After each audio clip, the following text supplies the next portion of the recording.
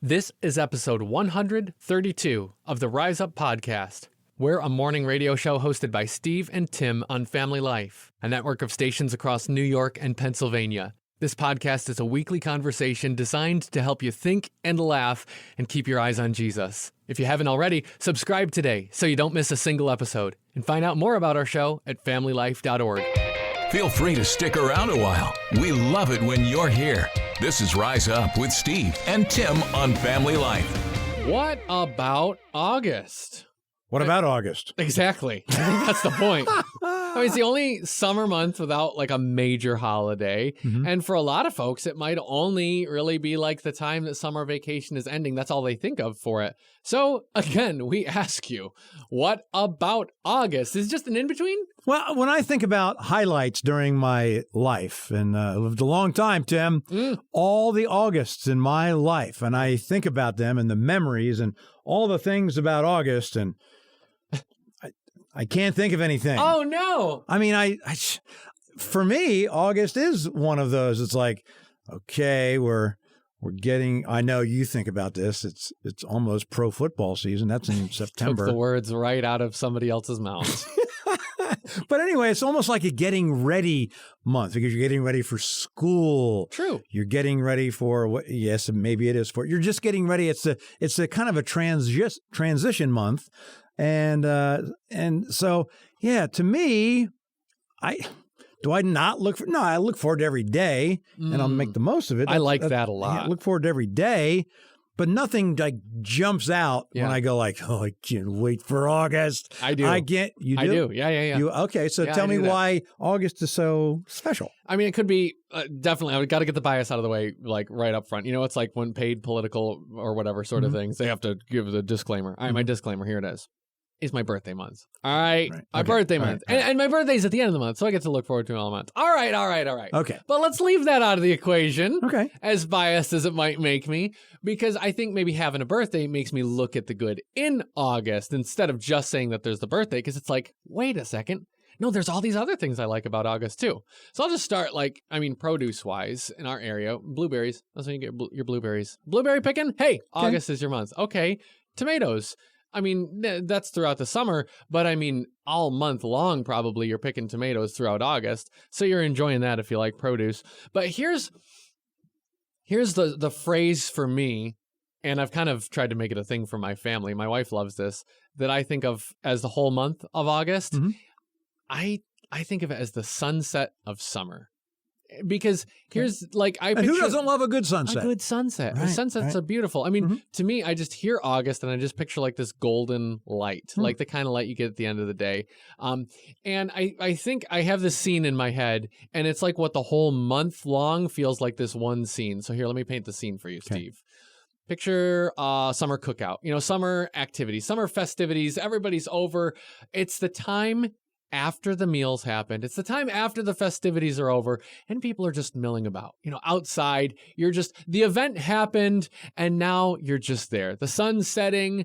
The kids are maybe running around and playing. The adults are chatting. There's no more meals. There's no more big things on the calendar. It's just the event happened. You had it. You enjoyed it. And now you're just the exhale afterwards, just enjoying the company of the people who are there. To me, that's like the month of August feels like that because there's not a holiday. You're not planning for a big thing. You're not prepping for the big thing. It's just, it happened. And now we're just enjoying what's left while the sun goes down. For me, that's like, I like the in-betweenness of that part of August. And I think like you get a month of that if you have the perspective to enjoy it. I'm working on a theory in my head. I haven't thought this through. Let's hear it. But this is about, now that you've said all these things about August and what I know about you, if I ask you, you've mentioned it before, what is your favorite book of the Bible, one you really hold close? Yeah, Ecclesiastes. For everything, there's a season. Oh, wow. Right? Every time there's... Wow. I'm wondering which came first, the love of Ecclesiastes or the love of August, which, because some people might, like me, look at August and go like, well, it's another month to praise God. I get that. And I'll do that every month. But as far as the things just don't excite me, where it does you, and the book of Ecclesiastes excites you as well. I don't know. Yes. It's just a theory. I'm just working on it. I think that's good. Can I take that a little further? Sure, go ahead. I like that a lot. And I think there is this seasonality that makes me like August, because it's a time when the seasons are going to change, like they're going to. Summer's going to end and go into fall. And it doesn't happen in August, but it's like, you're at the tail end, sort of. And I really like that, because Ecclesiastes is a book of the Bible where one of the big messages you're coming away from that book with is that in every season, God has something. Like there's something good right here, even in the stuff that doesn't feel good. And even in the stuff that might seem good, there could be trials in that too. So I love that what you get to appreciate in both August and Ecclesiastes is, to me, for God, there's not an in-between. Yeah. It also makes me think of, we're talking about August for obvious reasons, it's August, but you could go every month of the year. For someone, it's a great month. For someone else, it's a terrible month. For whatever reason. Whether it be memories or just something about it. So yes, we're talking August, but again, that's every month, and God has those seasons. People go through different seasons in their life, and God can use every single one of them. God can use an August. God can use a July. God can use whatever situation you're in whatever month. So I guess we started asking the question of like, what about August? And it's like, it's different for you and me. So every month is different for everybody, I guess, right? Yeah.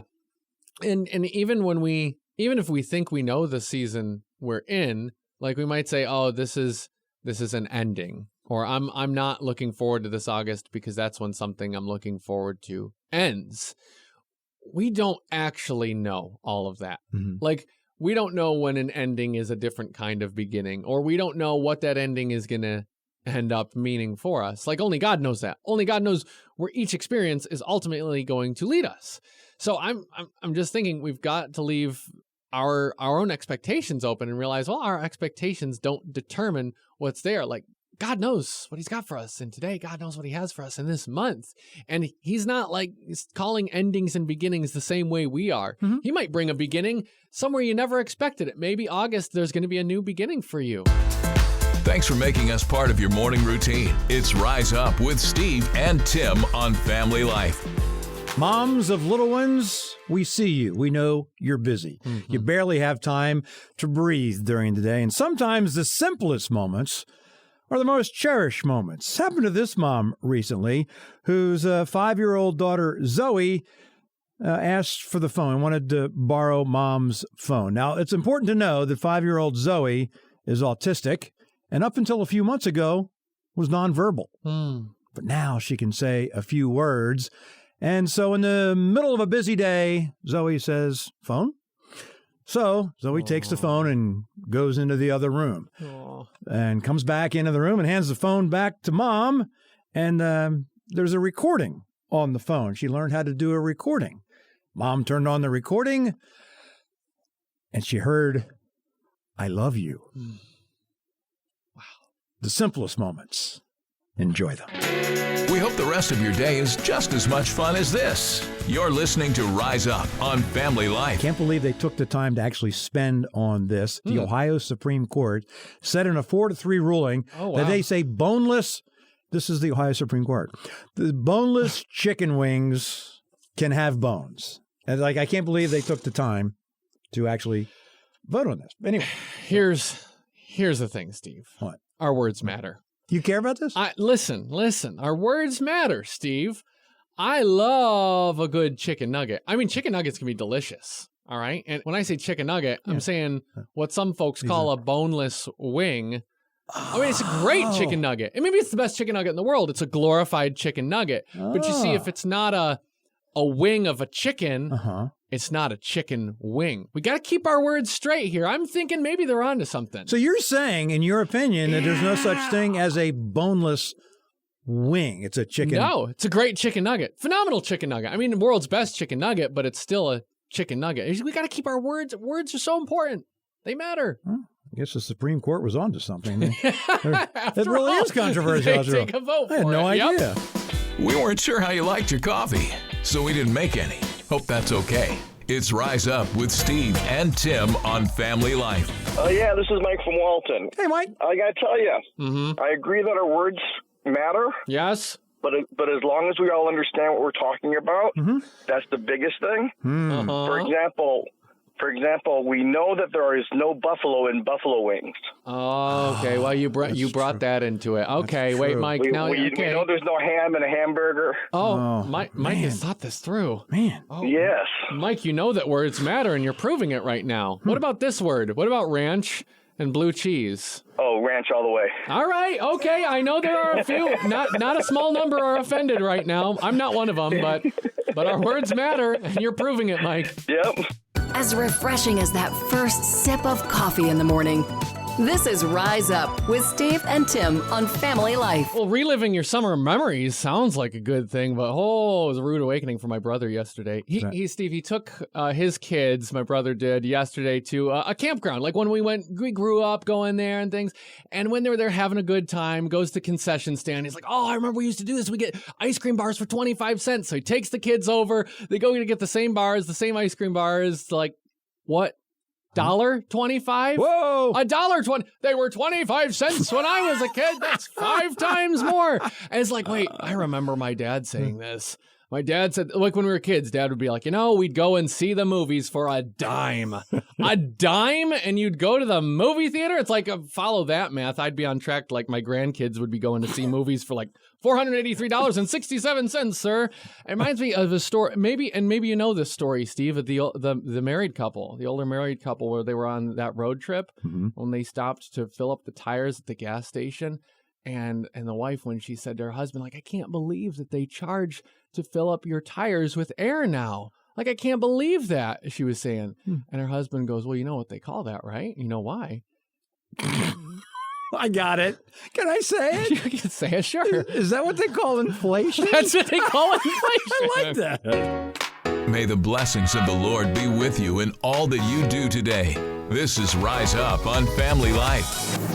Every year is an Olympic year with the Christian Life Olympics on Family Life. That's right, and every day is full of challenges too, Therese. I'm here for Olympic apologies, and the air is tense. Let's listen. Well, I'm sorry you feel that way, Mel. Oh, that's going to be hard to come back from. You know what, Randy? I didn't need to take offense at it. I'm the one that's sorry.